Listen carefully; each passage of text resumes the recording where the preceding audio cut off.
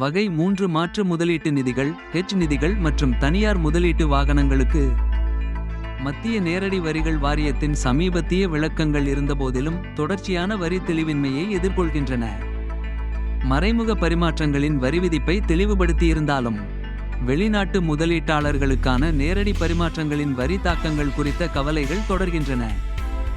இந்த நிச்சயமற்ற தன்மை முதலீட்டு முடிவுகளை பாதிக்கிறது மற்றும் இந்த துறையில் வளர்ச்சியை ஊக்குவிக்க மேலும் தெளிவு தேவை. PwCயின் பவின் ஷா போன்ற முக்கிய தொழில் வல்லுநர்கள் நேரடி பரிமாற்றங்கள் குறித்து வெளிப்படையான வழிகாட்டுதல்களின் அவசியத்தை வலியுறுத்துகின்றனர். தற்போதைய சூழ்நிலை பல்வேறு விளக்கங்கள் சாத்தியமாக இருப்பதால் ஏஃப் கட்டமைப்பு மற்றும் முதலீட்டாளர் பங்கேற்பிற்கு ஒரு தடையை உருவாக்குகிறது.